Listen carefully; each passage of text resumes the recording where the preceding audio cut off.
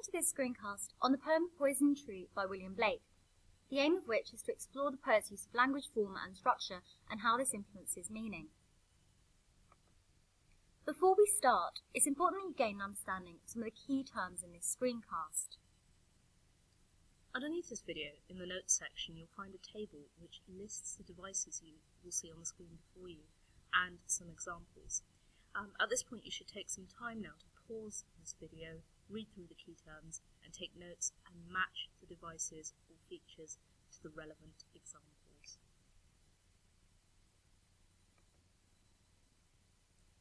Now, let's take a look at the poem's title, A Poison Tree.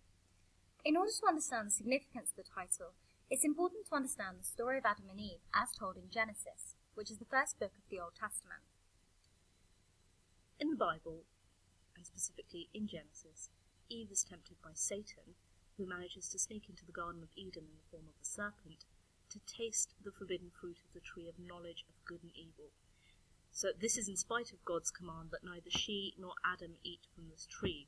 They are specifically told that they can eat from anything, any tree in the garden apart from that one. As a result, both are rejected from the Garden of Eden and they experience feelings of shame for the first time. The apple, therefore, has symbolic significance in Western literature as a tainted object and a cause of ruin. Thus, the adjective poison in the title of the poem effectively alludes to Adam and Eve's fall into sin and loss of innocence. Contemporary readers, who would have been mostly Christian, would have been familiar with this tale since childhood, and would immediately recognise the connection between Blake's poem and the biblical story. In addition to this, the title creates a juxtaposition between life and death. The tree is ordinarily a symbol of life and growth, and it's worth bearing that in mind when you are reading literature in general, which is at odds with the consequences of taking poison, often causing death. This binary opposition of the two terms life and death is key to understanding the extended metaphor that runs throughout the poem, as the tree represents harmful thoughts and feelings instead of life. Okay, now let's take a look at the first stanza. This poem is written in quatrains, which means that it has 4 lines per stanza. In the first quatrain, as you'll see, the alliteration of friend and foe creates a binary opposition, again a stark contrast, which, when combined with the contrast between end and grow, stresses the fact that choices have consequences. This is further emphasised by the use of anaphora in I was and I told, which draws attention to the rising conflict and its impact on individuals, as the one refers to feelings and the other to action. Now, if you're thinking a little word about the language, if you're thinking that the vocabulary choices are simple and mostly monosyllabic, meaning one syllable, words of one syllable, then that's probably because this was originally written to be included in a collection of poems for children called Songs of Innocence and Experience. The rhyming couplets AA, BB remind readers of a nursery rhyme, songs for children which have a clear moral purpose and relate a simple narrative structure. The metre of the poem is also key. By metre, we mean this is the thing that distinguishes poetry from prose.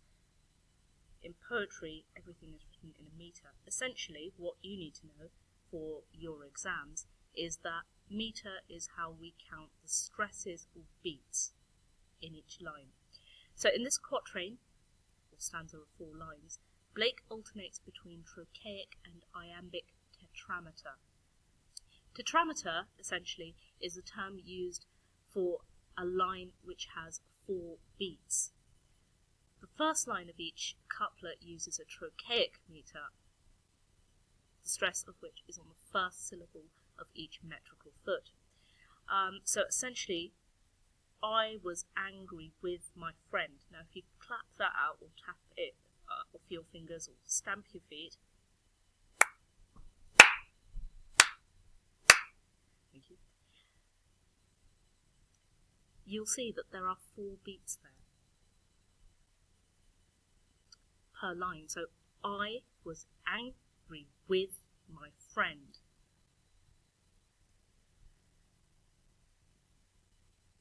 when you look at the stresses, you will notice that the stress is on the first syllable.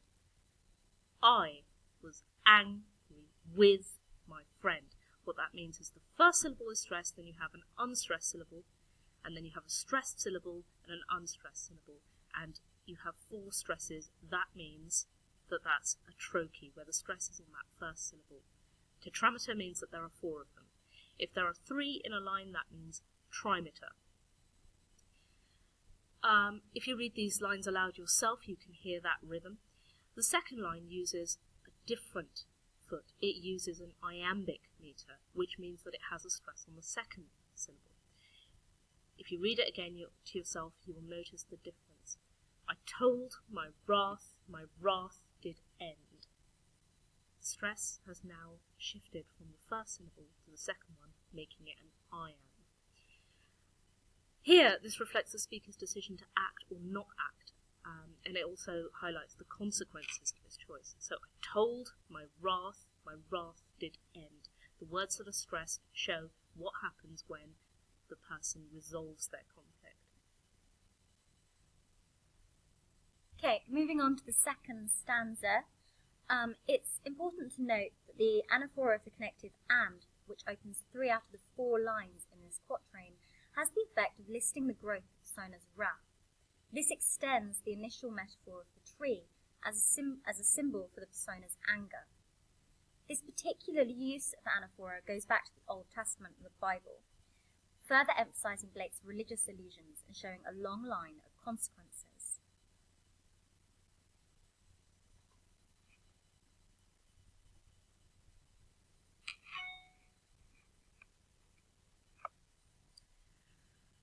In this stanza, the verb watered sustains the symbolism of growth and life, which, when juxtaposed or placed against the abstract noun fears, furthers the poet's engagement with the theme of anger and repression. And this becomes both a cause and a consequence of fear in what we would call a self-perpetuating cycle. Because he's watering and nurturing this, just as you would a plant, water a plant to see it grow, that anger is growing, and so the conflict is growing as we go along in the poem. The first and second rhyming couplets, fears and tears, smiles and wiles, create another binary opposition, happiness and sadness. They reveal the consequences of nursing anger, misery and deception, and just how much this can impact on an individual. The sibilants in the third and fourth line of the stanza, sunned, smiles and soft, combined with the rhythmic trochaic meter, remember we said that that's where the stress is on the first syllable, produce a gentle cadence, so a sort of song-like rhythm, which mimics the subtlety of secrecy and the gentleness with which the speaker nurses his anger. This is a very sinister kind of anger. It's not a shouting and having an argument sort of anger. This gentle tone, however, is disrupted by the stress on the plosive D sound, so that's quite a harsh, disruptive sound, as the idea of growth and contentment is subverted by the adjective deceitful, with its connotations of deception and wrongdoing, an idea which is consolidated by the final word of the stanza, wiles, which is trickery. Okay, moving on to the third stanza. The couplet night and bright in the first couplet effectively draws attention to the deceptive beauty of the apple, as the speaker's repression of his feelings becomes something vengeful and very dangerous. The apple again here, of course, extends the metaphor of the poison tree as a symbol of repressed anger, so that rather than something fruitful growing from that, actually the conflict is growing. Again, we see this development of this symbol, with the apple alluding to the Garden of Eden and the Tree of Knowledge. And like Adam and Eve, the speaker's foe is tempted by this forbidden fruit, and he's very aware that he shouldn't take it. Okay, he knew that it was mine, so he knew that it was the persona's.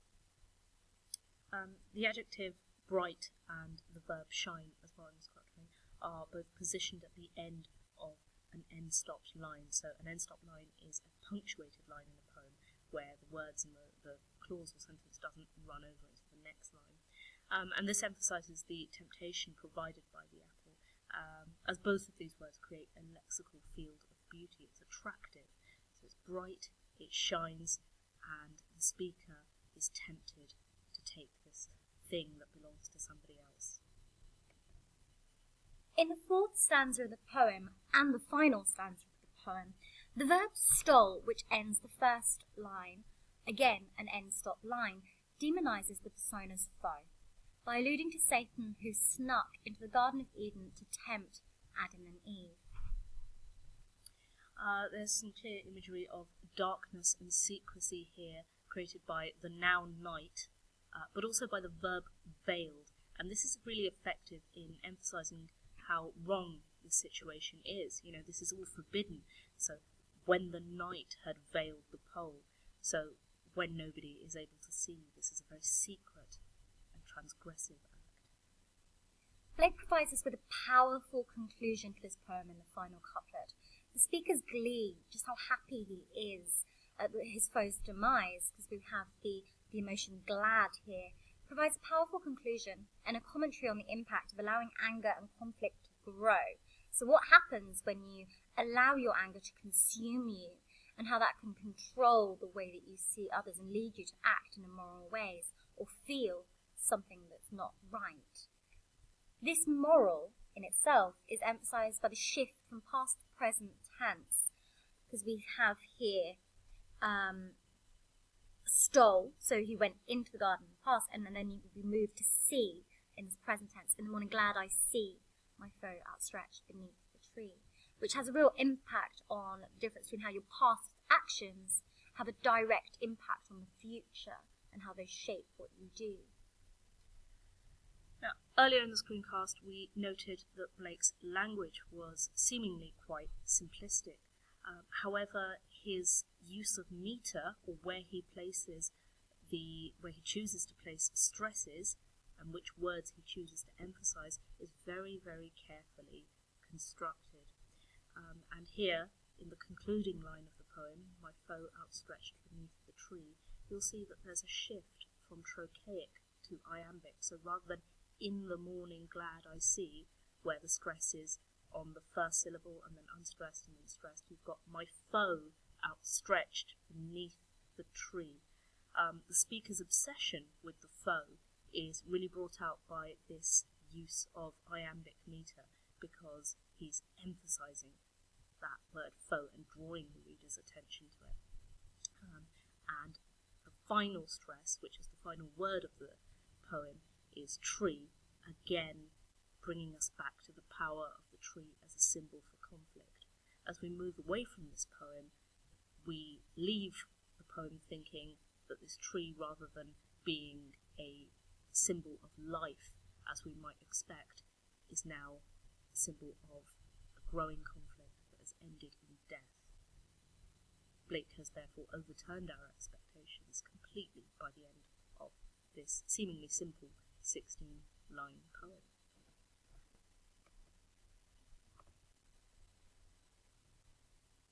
On the screen now, you'll see the stresses have been underlined again, just to draw your attention to where that trochaic and iambic meter is sitting.